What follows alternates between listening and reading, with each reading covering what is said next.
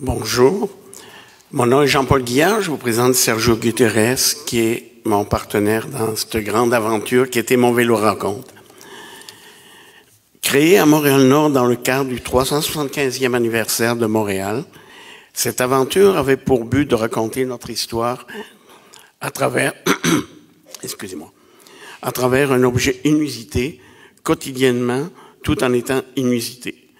La Société d'histoire et de généalogie de Montréal-Nord et les artistes en art visuel du nord de Montréal posèrent leur candidature qui fut retenue devant tous les autres organismes en liste à ce moment-là.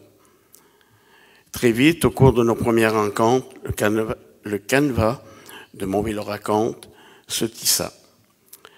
Notre vision se précisait autour de plusieurs thèmes. Nous voulions des rencontres festives avec les citoyens de notre quartier. Nous voulions célébrer l'histoire, la diversité, l'effervescence créatrice et la richesse de notre coin de pays. Et nous voulions aussi inviter les gens de partout à visiter Montréal-Nord. Nous avons vu là une occasion de renforcer le sentiment d'appartenance, de créer de nouveaux ponts et d'inventer une suite à notre histoire locale. Nous tracions alors les lignes directrices du projet. Célébrer l'histoire en impliquant la communauté afin de faire ressortir la diversité des cultures, des origines, des âges, des aspirations de chacun. Et aussi montrer la diversité des éléments naturels et bâtis. À travers les arts, faire ressortir la créativité et l'inventivité de chacun avec la diversité des modes d'expression, des regards et des idées.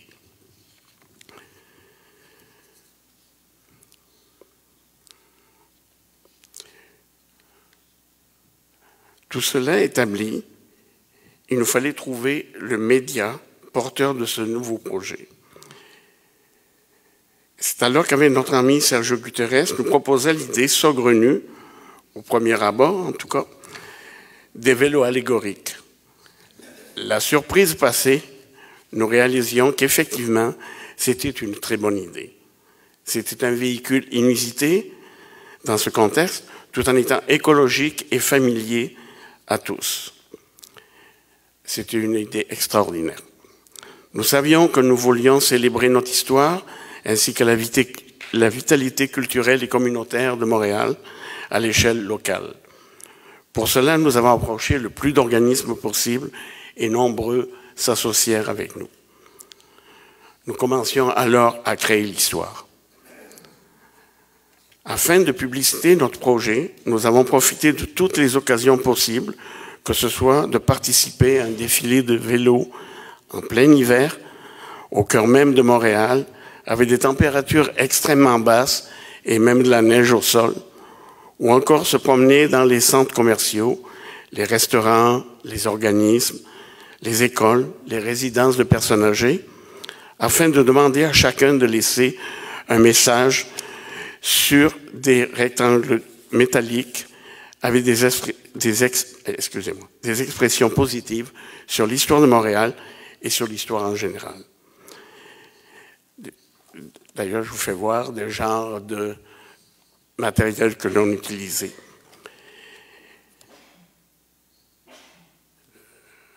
Près de 18 000 de ces rectangles, dont 15 000 complétés par des citoyens, servirent de décoration inusitée pour Noël dans les sapins de l'arrondissement.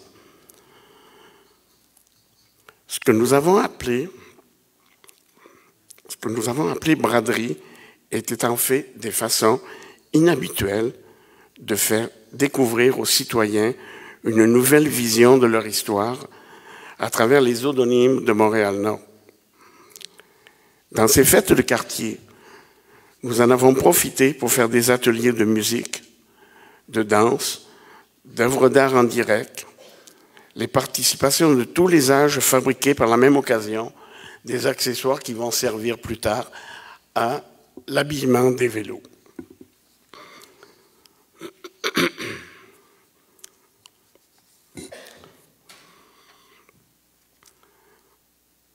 Je vous laisse regarder quelques images.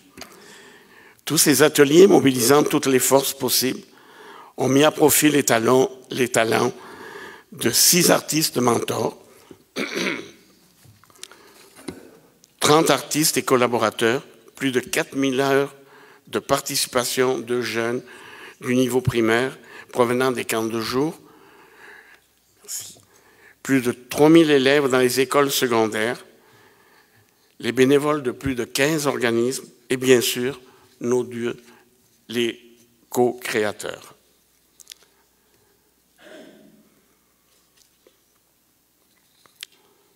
Continuant l'aventure, nous avons organisé plusieurs parcours patrimoniaux, encore là unisité, complètement écologiques et nécessitant la coopération des 2 arrondissements, de plusieurs organismes, mais aussi pour la première fois de 2 sociétés d'histoire. Le parcours Terre et Mer, comme on l'a appelé, était constitué de 4 volets et durait plus de 4 heures, et tout ceci gratuitement pour tous les participants. Le premier volet était une balade sur la rivière des Prairies, en bateau complètement électrique, entre les 2 arrondissements, avec une narration historique à son bord. C'était une première aussi pour des bateaux électriques à Montréal, il faut le dire, c'est quelque chose de tout à fait nouveau. Le second volet était la visite d'une exposition dans l'arrondissement de Rivière-des-Prairies, commentée par un historien et conçue spécialement pour l'occasion.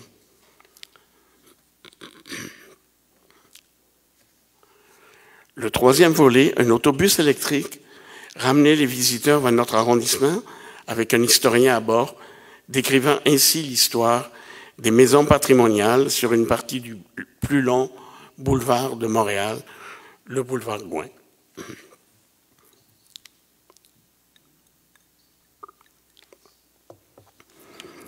Enfin, pour le 4e volet, les participants déambulaient avec des animateurs costumés pour se faire raconter l'histoire de notre quartier. À noter que ces mêmes circuits étaient offerts à des groupes de l'arrondissement voisin en décalage pour qu'ils profitent du retour et des bateaux et des autobus.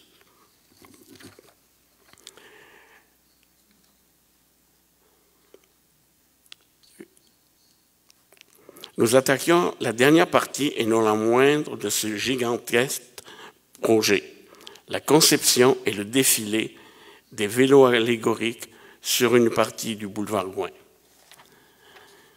Là encore, des dizaines de personnes se mirent au travail pour bâtir des structures sur les vélos et y ajuster les décorations choisies suivant des thèmes spécifiques.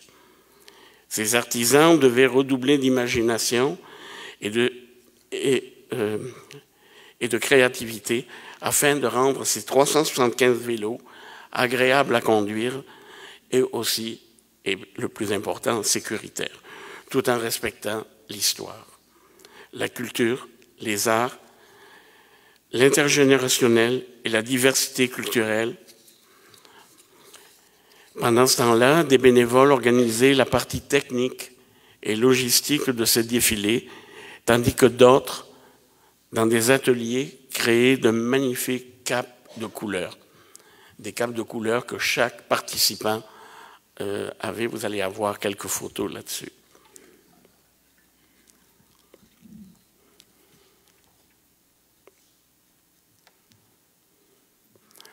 Enfin, le jour J, où tous les participants, dont certains venaient de très loin, enfourchaient leur monture, entreprenaient le parcours devant des milliers de spectateurs et terminaient leur course au parc Aimé-Léonard dans un étourdissant tourbillon de couleurs.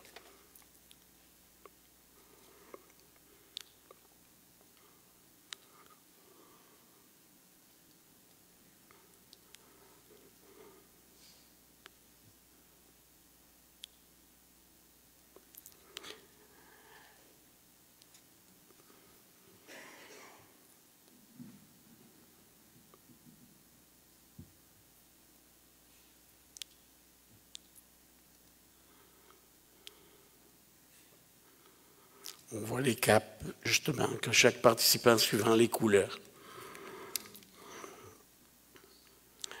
L'aventure tirait à sa fin. Tout était en train de nous glisser d'entre les mains et nos majestueuses bicyclettes nous rendaient les honneurs. Tout le monde pensait l'histoire terminée. Eh bien non, cette épopée a eu et a encore des retombées grâce au legs que nous avons laissé.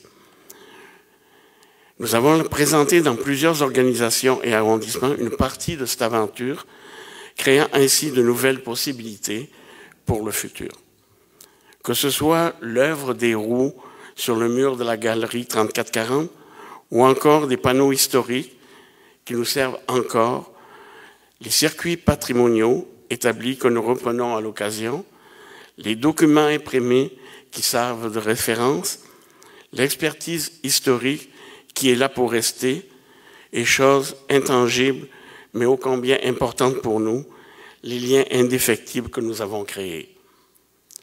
Mon vélo raconte une folle aventure digne d'un conte que nous avons porté à bout de bras, mais que tant de gens ont aimé. Merci beaucoup.